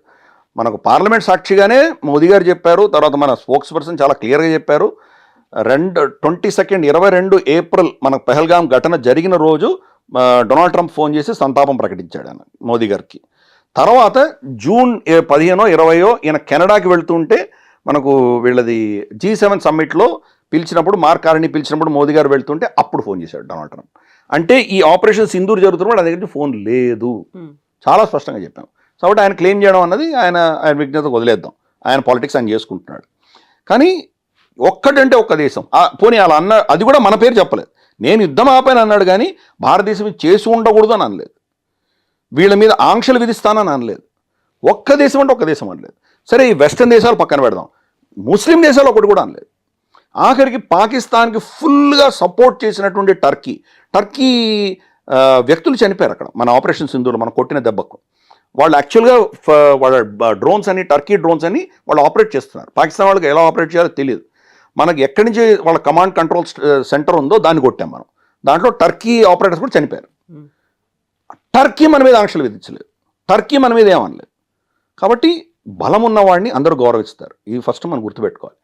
మనం ప్రతి యుద్ధం తర్వాత నేర్చుకుంటాం ప్రతిదీ. మనకు ఫర్ ఇన్స్టెన్స్ మనకు అజ్మల్ కసాబ్ వాళ్ళు 10 మంది ఇక్కడికి వచ్చి ముంబైలో అంత ఘటన చేసేంత వరకు మన నేవీ డిఫెన్సెస్ మనకు అంత పటిష్టంగా లేవు. ఇప్పుడు బలపరుచుకున్నాం మనం. ఒక్క షిప్, ఒక చిన్న బోట్ వచ్చినా మనం దాన్ని ట్రాక్ చేయగలం, పట్టుకోగలం, పర్ఫెక్ట్గా చేయగలుగుతున్నాం మనం. అలాగే మనకు అజర్బైజాన్, అర్మేనియా మధ్యలో యుద్ధం జరిగినప్పుడు డ్రోన్స్ యొక్క శక్తి ఏంటో మనం చూసాం మనం. తర్వాత మనకు గల్వాన్ ఘటన జరిగేసరికి మన సూర్యాపేట్ సంతోష్ బాబు గారి బలిదానం జరిగే టైంకి మన దగ్గర డ్రోన్స్ లేవు. డ్రోన్ అన్న ఆలోచన కూడా లేదు మనకి. డ్రోన్స్ ఉంటే ఆయన చనిపోయేవారు కాదు. మన డ్రోన్ వెళ్ళి చూసేది, చైనా వెళ్ళారా, చైనీస్ పిఎల్ఏ వెళ్ళిందా లేదా మనం చెక్ చేసి ఉండేవాళ్ళం. ఫిజికల్గా ఆయన వెళ్ళి చెక్ చేయాల్సి వచ్చింది. అప్పుడు ఘటన జరిగింది, ఆయన చనిపోయారు. అది ఘటన జరిగింది. అది ఆ రోజు అంటే 2025లో మనకు ఆపరేషన్ సింధూర్ జరిగింది. 5 సంవత్సరాలలో ఎంత పటిష్టమైనటువంటి డ్రోన్ టెక్నాలజీ మన దగ్గర వచ్చింది. 5 ఇయర్స్ మనం మొత్తం వాడు ఒక్క డ్రోన్ కూడా మన డిఫెన్స్ ఎస్టాబ్లిష్మెంట్ టచ్ చేయకుండా మనం పెంచగలిగాం. కెపాసిటీ పెంచుకున్నాం, పాఠాలు నేర్చుకుంటున్నాం. అలాగే ఆపరేషన్ సింధూర్లో మనం చేసిన టాక్టికల్ స్ట్రాటజిక్ తప్పులు ఏమైనా ఉన్నట్టు దాన్ని సరిదిద్దుకుంటున్నాం. అందుకనే మోదీ గారు ఇచ్చినటువంటి స్టేట్మెంట్స్ అన్ని మనం చాలా క్లియర్గా వినాలి. ఖూన్ ఆర్ పానీ నహీ బహ సక్తా హై, ఇండస్ వాటర్ ట్రీటీ ఆపేసాం మనం. సంవత్సరం తర్వాత ఈరోజు విలవిలలాడిపోతున్నారు వాళ్ళు. యునైటెడ్ నేషన్స్ సెక్యూరిటీ కౌన్సిల్కి వెళ్ళారు, యునైటెడ్ నేషన్స్ జనరల్ అసెంబ్లీకి వెళ్ళారు. ప్రతి దేశానికి వెళ్ళి ఇండస్ వాటర్ ట్రీటీని మళ్ళీ స్టార్ట్ చేయించండి, మాకు నీళ్ళు వదలండి, భారతదేశం మీద ఒత్తిడి తీసుకురావడం అని చెప్తాను. ఎవరి కుంపట్లు వాళ్ళు పెట్టుకున్నారు, ఎవరు బిజీగా వాళ్ళందరూ బిజీగా ఉన్నారు. ఎవడు వినట్లేదు పాకిస్తాన్ అన్నమాట. ఆఖరికి వాళ్ళు ఏం చేశారో లంచం ఇచ్చి ఒక థింక్ ట్యాంక్, చాటమ్ హౌస్ అని ఒక థింక్ ట్యాంక్ ఉంది, వాళ్ళతోటి ఒక ఆర్టికల్ రాయించారు. ఇది కనుక మీరు రిలీజ్ చేస్తే ఒక మానవతా దృక్పథంలో అక్కడ ప్రజల్ని ఆదుకున్నటువంటి వాళ్ళు అవుతారు, అదొక అట్మాస్ఫియర్ క్రియేట్ అవుతుంది, దానివల్ల చర్చలు స్టార్ట్ చేయొచ్చు. భారతదేశం ఇంత పెద్ద సూపర్ పవర్ అయినప్పుడు రూల్స్ బేస్డ్ వరల్డ్ ఆర్డర్ని వాళ్ళు గౌరవించాలి. ఈ లెక్చర్లన్నీ ఇచ్చారు. ఏం డొనాల్డ్ ట్రంప్ కింద చెప్పట్లేదు రూల్స్ బేస్డ్ ఆర్డర్ని ఫాలో అవ్వమని? ఎవరు ఫాలో అవుతున్నారు? ఒక్క చైనా ఫాలో అయిందా? ఇన్ని నీతులు చెప్తుంది ఇప్పుడు చైనా. అక్కడ పోయి ఫిలిప్పైన్స్ దీవులన్నీ కబ్జా చేసి కూర్చున్నారు వాళ్ళు. వియట్నాం దీవులను కబ్జా చేసి కూర్చున్నారు వాళ్ళు. వియట్నాం అక్కడ డ్రిల్లింగ్ చేసిందంటే వాళ్ళు వచ్చి వాళ్ళ మీద దాడులు చేస్తారు. జాపనీస్ నీళ్ళల్లో వచ్చి వాళ్ళు చేపలు ఎత్తుకుపోతారు. సో బలం ఉన్నవాడిదే రాజ్యం అక్కడ, మత్స్య న్యాయం. కాబట్టి వాడు మనకు లెక్చర్ ఇచ్చే పరిస్థితులు ఎవడు లేడు. ఈ విషయం మనం అర్థం చేసుకోవాలి. అందుకని ఈ యొక్క పరిస్థితులలో భారతదేశం మనం ఎలా ప్రవర్తించాలనేది మనం క్లారిటీ ఉండాలి. మోదీ గారు ఇచ్చిన ఈ రెడ్ లైన్స్ ఏవైతే ఉన్నాయో, trade and talks terror cannot go together అన్నారు. సో వాణిజ్యం ఆపేస్తాం, కంప్లీట్గా ఆపేస్తాం. యాక్చువల్గా మనం ఆపలేదు, పాకిస్తాన్ ఆపింది. ఆర్టికల్ 370 సవరణ చేసిన తర్వాత పాకిస్తాన్ ఆపేసింది. హై కమిషన్ కూడా వాళ్ళే వెనక్కి పంపించారు, మనం పంపించలేదు. వాణిజ్యం వాళ్ళే ఆపేసుకున్నారు. మనం టారిఫ్లు వేసాం వాళ్ళ మీద. అంత గతంలో ఉన్నటువంటి మోస్ట్ ఫేవర్డ్ నేషన్ ఏదైతే వాళ్ళకి స్టేటస్ ఇచ్చామో అది విత్డ్రా చేసాం. మనం ఏకపక్షంగా మనం ఇచ్చాం అప్పుడు ప్రభుత్వాలు, వాళ్ళు మనకి ఇవ్వలేదు. సో అది విత్డ్రా చేసాం. మామూలు టారిఫ్లు వేసాం, వాళ్ళు వెళ్ళిపోయారు. సో అన్నీ కూడా ఏంటంటే మోదీ గారు ఈ రెడ్ లైన్స్ డ్రా చేశారు. టెర్రరిస్ట్ని సమర్థిస్తూ వాడిని ప్రేరేపించి పంపించినటువంటి శక్తిని వేరువేరుగా చూడము అన్నారు ఆయన. మా దేశంలో టెర్రరిస్ట్ ఘటన జరిగితే దానికి ప్రతీకారం ఉండి తీరుతుంది అని చెప్పారు ఆయన. న్యూక్లియర్ బ్లాక్మెయిల్ పనిచేయదు అని చెప్పారు ఆయన. మా దగ్గర న్యూక్లియర్ బాంబులు అని మమ్మల్ని బెదిరించకండి, న్యూక్లియర్ బాంబులు ఉన్నా లేకపోయినా మమ్మల్ని మీరు టచ్ చేశారంటే మేము మిమ్మల్ని వదిలిపెట్టామని చెప్పారు. కాబట్టి ఈ రెడ్ లైన్స్ అన్నీ మనకు పాలసీ అయిపోయినాయి ఇప్పుడు. అది కాబట్టి ఇప్పుడు గతంలో చేసినటువంటి తప్పిదాలు అందామా, లేదా అప్పుడు మనకు ఉన్నటువంటి ఆలోచన మారిపోయింది. ఇప్పుడు కూడా మనకు నో ఫస్ట్ యూజ్ డాక్ట్రిన్ ఉంది మనకి. న్యూక్లియర్ మనం ఫస్ట్ అటాక్ చెయ్యము అని అంటున్నాం. ఒకసారి మీ ఢిల్లీ మొత్తం లేచిపోయిన తర్వాత ఇంకేం మాట్లాడుతున్నారు మీరు? వాడు బాంబు వేసాడు ఢిల్లీ మీద, ఢిల్లీ మొత్తం. ఎందుకంటే అప్పుడు హిరోషిమా నాగసాకినే ఆ బాంబులకే మొత్తం ఊర్లు ఎగిరిపోయినాయి. ఇప్పుడున్నట్టు పవర్ఫుల్ న్యూక్లియర్ వెపన్స్ చేసాడు మొత్తం ఢిల్లీ మొత్తం ఎగిరిపోతుంది. అటువంటిది ఏమైనా చేస్తే ఇంకా దానికి మళ్ళీ సెకండ్ అటాక్ చేయడం ఏంటి? Too late already. దాన్ని పర్మిట్ చేస్తామా మనం? నో ఫస్ట్ యూజ్ అనేది మనకు నిజంగా అవసరమా? ప్రభుత్వం ఏం చేసిందంటే అది డాక్టర్ని మార్చలేదు, కానీ డౌట్లు క్రియేట్ చేశాం. మనోహర్ పరికర్ గారు ఉన్నప్పుడు చెప్పారు. ఆయన ఏం చెప్పారంటే ఎస్ ఆ డాక్టర్ని మనకి ఇప్పుడు కూడా ఉంది, కానీ క్రెడిబుల్ ఇన్ఫర్మేషన్ మాకు వచ్చి వీళ్ళు న్యూక్లియర్ అటాక్ చేయబోతున్నారు అని మాకు ఇన్ఫర్మేషన్ వస్తే మేము కొడతామన్నాం. ఎవడు చూశాడు? వాడు చేశాడు లేదు, ఎవడు చూశాడు? అమెరికా ఏం చేసింది? వాడి దగ్గర ఇరాక్లో వెపన్స్ ఆఫ్ మాస్ డిస్ట్రక్షన్ ఎవడు చూశాడు? ఎవడు చూడలేదు, వెళ్ళి కొట్టొచ్చారు. మొత్తం కొట్టి సద్దాం హుసేన్ పీకేసిన తర్వాత చూస్తే అక్కడ వెపన్స్ లేవు, మాస్ డిస్ట్రక్షన్ ఏమీ లేవు. ఇప్పుడు ఎవరిని అడిగాడు అమెరికాని? రేపు పాకిస్తాన్ మీద వాడిని దాడి చేయదలుచుకుంటే కొడతాం, వాళ్ళు న్యూక్లియర్ అటాక్ చేస్తాం. వాడు మా మీద న్యూక్లియర్ అటాక్ చేస్తున్నాడు మాకు క్రెడిబుల్ ఇన్ఫర్మేషన్ వచ్చి చెప్తాం. క్రెడిబుల్ ఎవడు చూశాడు? కొట్టదలుచుకుంటే కొడతాం. ఆ డౌట్ పాకిస్తాన్లో పెట్టాం ఈరోజు. ప్లస్ ఆపరేషన్ సింధూర్లో చాలా ఆఖరి రోజు మనం చేసినటువంటి హిట్స్ ఏవైతే ఉన్నాయో క్లియర్ మెసేజ్ పంపించాం వాళ్ళకి. ఎటువంటి మెసేజ్ పంపించాము? వాళ్ళ న్యూక్లియర్ బాంబ్ అనేది ఏదో మామూలుగా ఇట్లా ఇసిరేటెడ్ దీపావళి టపాకి కాదమ్మా, అది దానికి ప్రోటోకాల్స్ ఉంటాయి. దాన్ని పంపించాలంటే దానికి నావిగేషను, దానికి కొప్లింగ్ చేయాలి, దాన్ని మేల్ ఫీమేల్ కొప్లింగ్ అంతా ఉంటుంది. దాని మిసైల్ని తీసుకొచ్చి ఫిసైల్ మెటీరియల్ పెట్టాలి, దానిలో చాలా ఉంటుంది, కోఆర్డినేట్స్ పెట్టాలి, ఇంత దానికి అంతా ఉంటుంది. అది దానిని అస్త్రాన్ని ప్రయోగం చేయడానికి కావాల్సిన వ్యక్తులు ఎవరైతే ఉంటారో వాళ్ళ స్క్రీనింగ్ ఇంత అంత కాదు, విపరీతంగా ఉంటుంది. ఎందుకంటే ఇరాన్లో వాళ్ళందరూ మొసాడ్ ఏజెంట్సే, వాళ్ళందరూ ఇన్ఫిల్టర్ అయిపోయారు. మొసాడ్ ఇన్ఫిల్టర్ అయిపోయింది అక్కడ. కింద భూమిలో 7వ అంతస్తులో దాచిపెట్టిన మిసైల్స్ అన్నీ, మిసైల్ మెటీరియల్ అన్నీ కూడాను ఇజ్రాయెల్ పేల్చేసింది. ఆ టైల్స్ అంటే ఆ కన్స్ట్రక్షన్ జరుగుతున్నప్పుడు టైల్స్ ఏదైతే వేశారో టైల్స్లో బాంబులు పెట్టారు. ఎంత ఇన్ఫిల్టర్ అయింది అది. కాబట్టి పాకిస్తాన్లో వీళ్ళని అందరినీ ఎంత స్క్రీనింగ్ చేస్తుంటే వాళ్ళని నియమించి ఉండాలి. వాళ్ళని చంపాం మనం. నూర్ ఖాన్ ఎయిర్ బేస్లో ఎగ్జాక్ట్గా ఆ బిల్డింగ్ని కొట్టాం. ఆ బిల్డింగ్లో వాళ్ళు కింద సెల్లర్లో ఉన్నారు. పైనుంచి కొడితే ఈ ఇంపాక్ట్కి లోపల కూడా పడి అందరూ చచ్చిపోయారు. అంటే ఈరోజు వాళ్ళు మన మీద న్యూక్లియర్ అటాక్ చేయాలన్నా చేయగలిగినటువంటి ప్రోటోకాల్స్ ఉన్నటువంటి అనుభవం ఉన్నటువంటి వ్యక్తులు లేరు పాకిస్తాన్లో ఈరోజు. అది కొట్టాం మనం. అంటే ఏం మెసేజ్ ఇచ్చాం?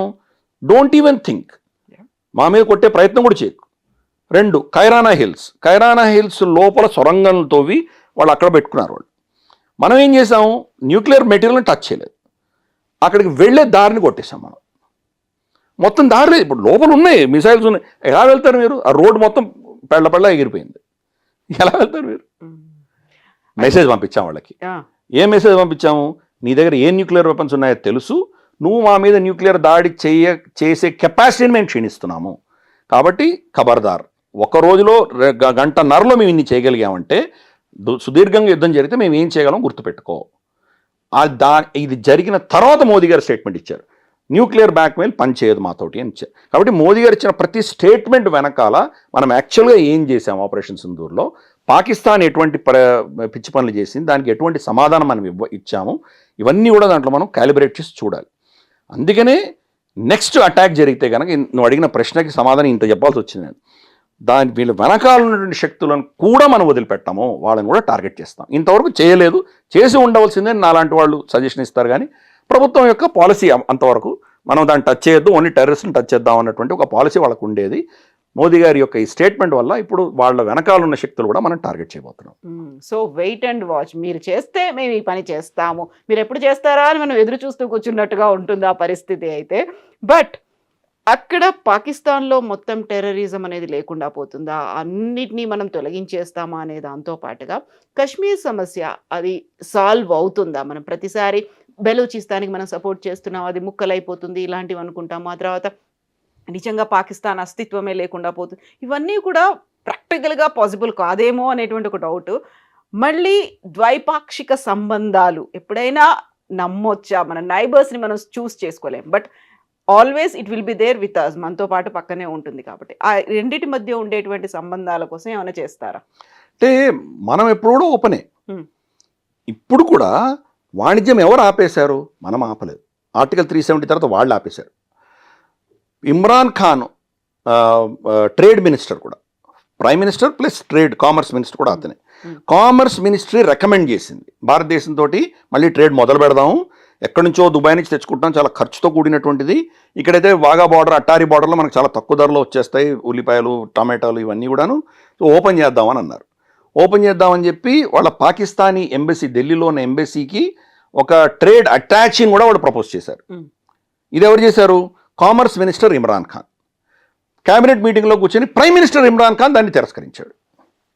ఎవరు చేశారు? వాళ్ళు చేసుకున్నారు, మనమే ఆపలేదే.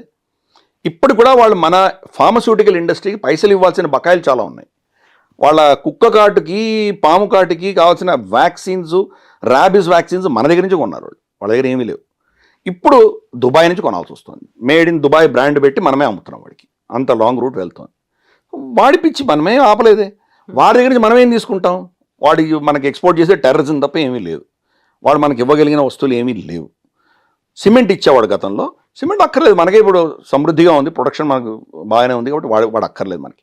ఏమిస్తాడు? మనకేం ఇవ్వడు. మొత్తం వాళ్ళ ఎకానమీ కుదేలవుతుంది, వాడు ఏం చేయగలడు? కాబట్టి పాకిస్తాన్ చేసుకుంది, మనం ఏం చేయలేదు. అలాగే కర్తార్పూర్ కారిడార్ ఇప్పుడు కూడా ఇంకా నడుస్తూనే ఉంది కదా, మనమే ఆపలేదే. అలాగే ట్రైన్ ఆపేసాము, మనం సంజోతా ఎక్స్ప్రెస్ ఆపేసాము, మనకు థార్ ఎక్స్ప్రెస్ ఆపేసాము, ఇవన్నీ ఆపేసుకున్నాం. కానీ ఎమర్జెన్సీకి సంబంధించినటువంటి అంశాలలో రాకపోకలని ఇప్పుడు కూడా ఉన్నాయి. ఫర్ ఇన్స్టెన్స్ మనకు ఆపరేషన్ సింధూర్ అప్పుడు చాలామంది ఇక్కడ ఉన్నటువంటి పాకిస్తాన్లు వెనక్కి పంపించేసాం మనం. అప్పుడు కోఆర్డినేట్ చేయాల్సి వచ్చింది కదా. అలాగే అక్కడి నుంచి పొరపాటున సరిహద్దు దాటి కొంతమంది వస్తారు, కొన్ని ప్రాంతాల్లో వాళ్ళు పొరపాటున ఇటు వచ్చేస్తారు. వాళ్ళని పట్టుకొని మళ్ళీ వాళ్ళకి హ్యాండ్ ఓవర్ చేసేస్తాం మనం. సో కోఆర్డినేషన్ అనేది ఏదో ఒక లెవెల్లో ఉంటుంది, అస్సలు ఉండదని కాదు. కానీ ఎంత ఉండాలో అంతే పెట్టుకుంటాం, బేర్ మినిమం పెట్టుకుంటున్నాం, అంతకుమించి మనం వెళ్ళట్లేదు. మనం అంతకంటే పైన కొంచెం చర్చలు జరగాలి అంటే కనుక వాళ్ళలో మార్పు వచ్చేంతవరకు మనం ఏం చేయలేం. వాళ్ళు చైనా, అమెరికా ఇద్దరి యొక్క పైసలు తీసుకొని భారతదేశాన్ని కంట్రోల్ చేయడానికి పాకిస్తాన్ని వాడుకుంటున్నాయి రెండు శక్తులు. కాబట్టి వాళ్ళ అజెండాను ముందు తీసుకెళ్తున్నాయి. నిజంగా పెహల్గాంలో మన మీద దాడి చేయాల్సిన అవసరం కానీ, శక్తి కానీ, అటువంటి చేస్తే దాని పరిణామాలు ఎలా ఉంటాయో వాళ్ళకి పాకిస్తాన్కి తెలిసినా కానీ చేశారు. ఎందుకు చేశారు అంటే కనుక అది చైనా యొక్క ప్రోద్బలంతో చేశారు. చైనాకు అవసరం ఏమొచ్చిందంటే చైనా నుంచి ఫ్యాక్టరీలు, కంపెనీలు అన్నీ భారతదేశానికి వెళ్ళిపోతున్నాయి. మనకి యాపిల్ చూసాం ప్రొడక్షన్ ఎలా వచ్చిందో ఇక్కడ. ఈరోజు చైనాలో ప్రొడ్యూస్ అయ్యే యాపిల్స్ చైనాలో మాత్రమే అమ్ముడుపోతాయి, చైనా నుంచి ఎక్స్పోర్ట్ అవ్వట్లేదు. ఈరోజు అమెరికాలో వచ్చే ఫోన్స్ అని భారతదేశం నుంచి ఎక్స్పోర్ట్ అవుతున్నాయి. వాళ్ళ ఎకానమీ ఏమవుతుంది? చైనా స్టోరీ ఏమవుతుంది? అది ఇదే కానీ ఎగ్జోడస్ మొదలొచ్చి అందరు భారతదేశంకి వచ్చేస్తే పరిస్థితి ఏమవుతుంది? కాబట్టి భారతదేశపు సక్సెస్ స్టోరీని ఆపాలి వాళ్ళు, ఏదో ఒక ఘటన చేయాలి. ఇది ఇన్సెక్యూర్, సేఫ్ కాదు అని ప్రూవ్ చేయాలి. పాకిస్తాన్ వాడుకున్నారు వాళ్ళు, దానికి వాళ్ళు పైసలు ఇచ్చారు. మొత్తం 10 నుంచి 12 బిలియన్ డాలర్ ఖర్చు అయింది ఆపరేషన్ సింధూర్కి సంబంధించి వాళ్ళ నష్టాలు ఎవరికి పాకిస్తాన్కి వచ్చాయి. చైనాను అమెరికా ఇచ్చేసేవాళ్ళు మొత్తం పైసలు ఇచ్చేసే. World Bank 40 billion dollars loan sanction చేశారు. ఆ లోన్ వీడు ఎప్పుడు రీపే చేయరు వాళ్ళు. IMF ఆల్రెడీ $7 బిలియన్ వాళ్ళకి ఆల్రెడీ నడుస్తుంది ప్యాకేజ్. చైనా వాళ్ళకి పైసలు ఇచ్చింది. నష్టమే వచ్చింది, యుద్ధం చేయడం వల్ల లాభమే వచ్చింది, నష్టమేం రాలా. ఎందుకంటే ఈ శక్తులు వాళ్ళని వాడుకుంటున్నాయి. సో ఇంత వాడకం అనేది జరుగుతూ ఉన్నప్పుడు పాకిస్తాన్ కూడా అది బెనిఫిటే అవుతున్నప్పుడు ఎప్పటికీ కూడా ఇది ఎవర్ గ్రీన్ లాగే అలాగే ఉంటుంది కదా, ప్రతిసారి అలా భగ్గుమంటూనే ఉంటుంది కదా, చల్లారడం కానీ లేకపోతే ఇలాంటి ఇష్యూస్ లేకుండా అరాచకాలు లేకుండా ఉండలేదా కాదా? ఇప్పటిప్పట్లో మనకు అటువంటి ఏమంటారంటే సమస్యకు పరిష్కారం అనేది మనకు కనిపించదు.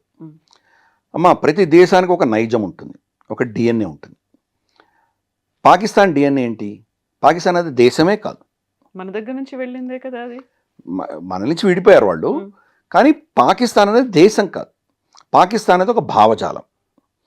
ఈరోజు పాకిస్తానీ ఐడెంటిటీ ఏంటి? మీ ఐడెంటిటీ ఏంటి అంటే వాళ్ళకి ఐడెంటిటీ లేదు. ఏంటి? నెగటివ్ ఐడెంటిటీ ఉంది. మేము హిందువులం కాదు, మేము భారతీయులం కాదు. సరే, మీరు హిందువులు కాదు, భారతీయులు, మీరెవరు తెలియదు.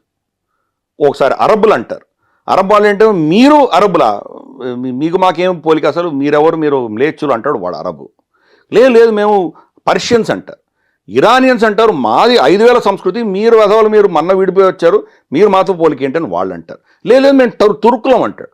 టర్కీ అంటాడు, మేము మొత్తం విశ్వవిజేతలం, మేము నువ్వేవాడు అంటాడు. వాళ్ళకి ఐడెంటిటీ లేదు, పాజిటివ్ ఐడెంటిటీ లేదు, నెగిటివ్ ఐడెంటిటీ మాత్రమే ఉంది. So ideology. బంగ్లాదేశ్ విడిపోయినా కానీ పాకిస్తాన్ గెలిచింది. పాకిస్తాన్ అన్న ఐడియాలజీ గెలిచింది.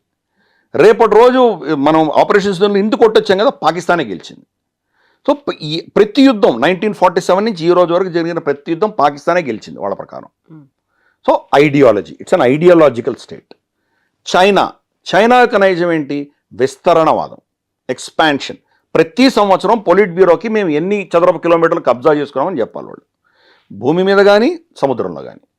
కజాఖ్స్తాన్ని కబ్జా చేసుకున్నారు, కిర్గిస్తాన్ కబ్జా చేశారు, భారతదేశాన్ని కబ్జా చేశారు, నేపాల్ గ్రామాలు కబ్జా చేశారు, భూటాన్ కబ్జా చేశారు. వాళ్ళు కబ్జా చేయని దేశం లేదు, ప్రతి దేశాన్ని కబ్జా చేసుకుంటూనే ఉన్నారు.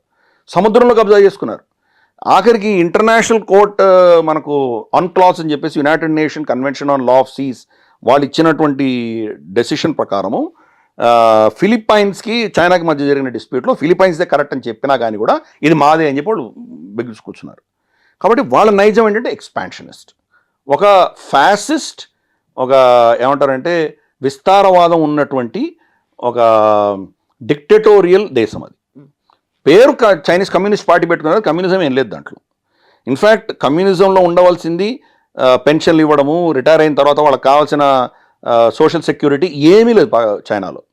So it's not a communist country, it is a dictatorship, fascist dictatorship China. అలా ప్రతి దేశం ఒక నైజం ఉంటుంది. మన నైజం ఏంటి? ఎక్కడేసిన గొంగళి అక్కడే, స్టేటస్ కో దేశం మనం.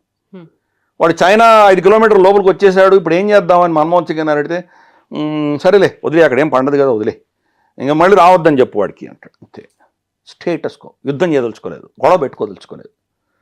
అది మన నైజం, స్టేటస్ కో దేశం మనం. అది మారుతోంది, ఇప్పుడు క్రమేపీ మారుతోంది. అందుకనే మోదీ వచ్చేసరికి సర్జికల్ స్ట్రైక్ చేయగానే చిదంబరం ఏమన్నాడు, మేము చాలా చేసాం సర్జికల్ స్ట్రైక్ అన్నాడు. ఎందుకు చెప్పలేదు నువ్వు? మరి ఈయన చేశానని చెప్పాడు, నువ్వు చేశానంటున్నావు, మరి చెప్పలేదు. సో ఇవి మారుతున్నాం మనం కూడా. ప్రభుత్వాలు అంటే ప్రభుత్వాలు ఏ వచ్చినా కానీ కూడా మెల్లిగా మనం కూడా మారుతున్నాం. ఫర్ ఇన్స్టెన్స్ వాజ్పేయి గారు కార్గిల్ యుద్ధం అప్పుడు లైన్ ఆఫ్ కంట్రోల్ దాటద్దండి అని చెప్పారు. ఎందుకు? పిచ్చివాడికి కోతి లాంటి వాడు, వాడి దగ్గర రాయి ఉంది, న్యూక్లియర్ బాంబు ఉంది, వాడు ఏమైనా చేయొచ్చాడు, మన లైన్ ఆఫ్ కంట్రోల్ దాటకుండా యుద్ధం చేయండి అన్నాడు. లైన్ ఆఫ్ కంట్రోల్ దాటకుండా యుద్ధం చేసేసరికి మనం వందలాది మంది మన సైనికులు చనిపోయారు. అదే దాటి ఉంటే, ఇలాంటి కొండ ఉందమ్మా, కొండ పైన వాడు ఉన్నాడు, మనం ఇక్కడి నుంచి ఎక్కుతున్నాం, ఎక్కేవాడికి కనిపిస్తాడు, పైన ఉన్నవాడు 10 మందిని హ్యాండిల్ చేయొచ్చు, వెనక నుంచి వాడికి ఫుడ్, ఆహారము, నీళ్లు, వెపన్స్ అన్నీ వస్తున్నాయి వాడికి. ఇక్కడ వెనకాల కొట్టామంటే ఆ నీళ్లు లేక చచ్చిపోతాడు వాడు అక్కడే. కానీ పర్మిషన్ ఇవ్వలేదు మనకు అక్కడ వెళ్ళడానికి. అందుకని సప్లై చైన్ కట్ చేయలేదు మనం. అది నేర్చుకున్నాం. ఇప్పుడు అలా కాదు, మనం వెళ్ళి కొడుతున్నాం. మనం టాక్టికల్గా ఏం చేయాలో చేస్తున్నాం. మనం ప్రతి యుద్ధం తర్వాత నేర్చుకున్నాం. మనం ముంబై దాడులు చేసినప్పుడు అందరు మన్మోహన్ సింగ్ అని తిట్టారు, మీకు ఆప్షన్స్ ఇచ్చారు, సర్జికల్ స్ట్రైక్ ఆప్షన్ ఇస్తే మీరు రిజెక్ట్ చేశారన్నారు. కానీ మనకు ఆ కెపాసిటీ లేదు. మళ్ళీ పాకిస్తాన్ రిటాలియేట్ చేసినా మన దగ్గర కెపాసిటీ లేదు. అప్పటి నుంచి ఇప్పటిదాకా కెపాసిటీ పెంచుకున్నాం మనం. కాబట్టి ఈ రోజు మోదీ గారు కొట్టగలుగుతున్నారు. మోదీ గారు కొట్టారంటే మోదీ గారిది ఒకటే కాదు, మోదీ గారి కంటే ముందర మనకు వచ్చిన అనుభవం ఆధారంగా ప్రభుత్వాలు క్రమేపీ మన కెపాసిటీ బిల్డ్ చేసుకుంటూ వెళ్ళినాయి. కెపాసిటీ ఈరోజు ఉంది కాబట్టి మనం కొట్టగలిగాం పాకిస్తాన్. ఈ సంవత్సరం లోపు రమారమి 184,000 కోట్ల ఆర్డర్స్ ఇష్యూ చేసాం మనం. గణనీయంగా మన శక్తి పెంచుకున్నాం మనం. అప్పుడు వాళ్ళు చూసింది సెకండ్ గేర్ అయితే ఇప్పుడు 5th గేర్కి వెళ్ళిపోయాం మనం. సడన్గా ఎక్కడికో వెళ్ళిపోయాం, డిఫరెంట్ లెవెల్కి వెళ్ళిపోయాం. Integrated air command control system మనకి ఏదైతే ఉందో దాన్ని మోదీ గారు 10 ఏళ్లలో మొత్తం అన్ని ఊర్లకి ఇస్తానన్నారు ఆయన. డిఫెన్స్ ఎస్టాబ్లిష్మెంట్ కదా అన్నిటికీ ఎక్స్టెండ్ చేస్తామని సుదర్శన్ చక్ర పేరు పెట్టారు ఆయన. అలాగే మనం చూస్తే కనుక directed energy weapon systems DEWs అంటారు, అంటే లేజర్ వెపన్స్ తెచ్చుకుంటున్నాం మనం. స్వామ్ డ్రోన్స్ని టేక్ డౌన్ చేయడానికి మన చిన్న చిన్న పిల్లలు హైదరాబాద్, బెంగళూరు జస్ట్ మామూలు ఇంజనీరింగ్ కాలేజ్ చదువు బయటకు వచ్చిన వాళ్ళు అద్భుతాలు సృష్టిస్తున్నారు. మొత్తం ఎకో సిస్టమ్ డెవలప్ అవుతుంది మన దగ్గర. మనకు ఘాతక్ వాడికి బైరాట్కర్కి ధీటుగా మనం ఘాతక్ తయారు చేసుకున్నాం, ఎన్నో చేస్తున్నాం. బ్రహ్మోస్ ఎన్నో వర్షన్స్ తీసుకొచ్చాం మనం, హైపర్సానిక్ మిసైల్స్ తెచ్చుకున్నాం. సంవత్సరంలో ఎన్ని మార్పులు వచ్చాయి మనకు. సో మన శక్తి పెంచుకున్నాం. నెక్స్ట్ టైం యుద్ధం జరిగితే కనుక మన లెవెల్ ఆఫ్ రెస్పాన్స్ డిఫరెంట్గా ఉండబోతుంది. వాడు చైనా నుంచి కొనుక్కుంటాడు, వాడు ఊరుకోలేడు, వాడు కూడా కొనుక్కుంటున్నాడు.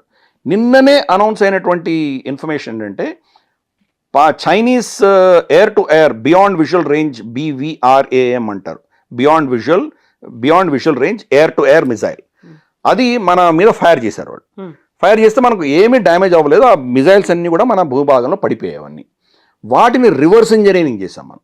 రివర్స్ ఇంజనీరింగ్ చేసి దాంట్లో టెక్నాలజీ అంతా మనం నేర్చేసుకున్నాం మనం.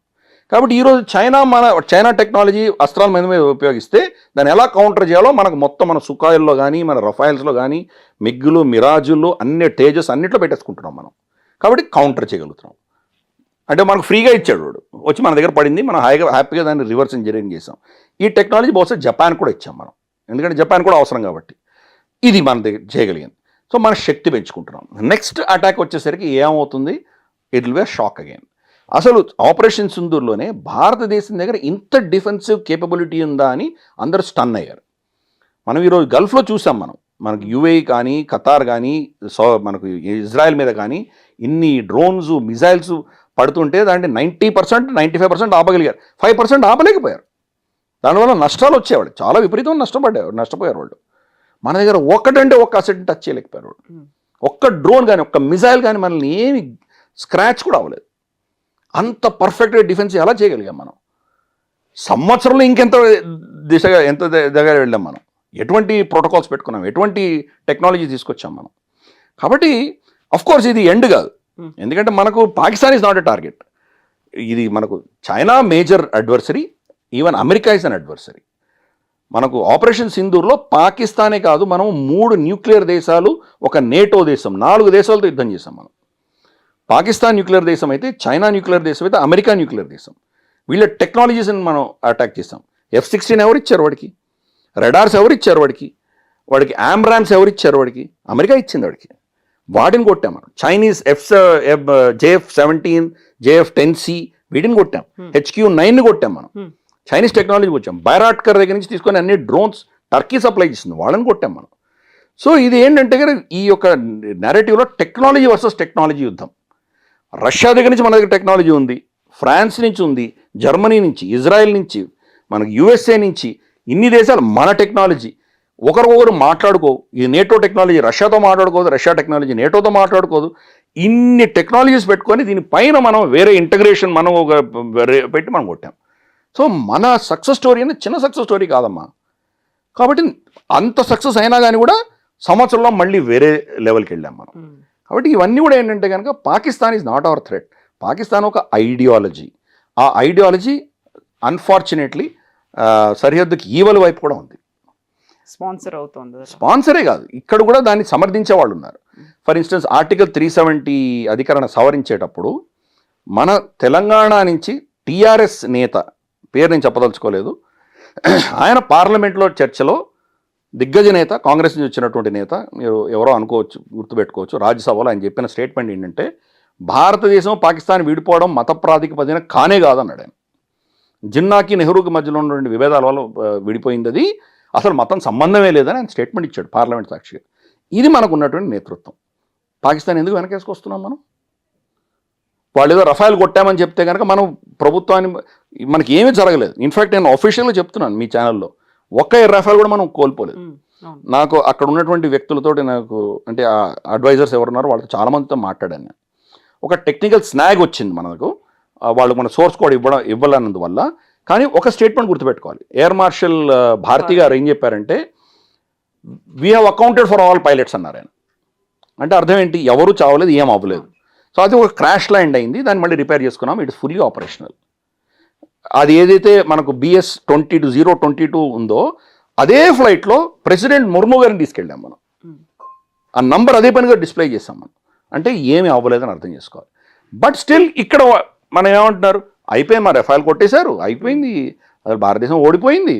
సో ఈ నెరేటివ్, పాకిస్తానీ నెరేటివ్ సరిహద్దుకు ఆవలి వైపు ఈవలి వైపు కూడా ఒక నెరేటివ్ అన్నది నడుస్తోంది. అది మన ప్రాబ్లం అంతే, మన అంతర్గతమైన ప్రాబ్లమ్సే. కానీ టెక్నికల్గా పాకిస్తాన్ని ఎదుర్కోవడం అనేది మనకు అస్సలు ప్రాబ్లం కాదు. చైనా కూడా అదే పరిస్థితి. చైనాకు ఉన్న 81% పాకిస్తాన్లో ఉంది చైనీస్ టెక్నాలజీ, దాన్ని ఓడించాం కదా మనం.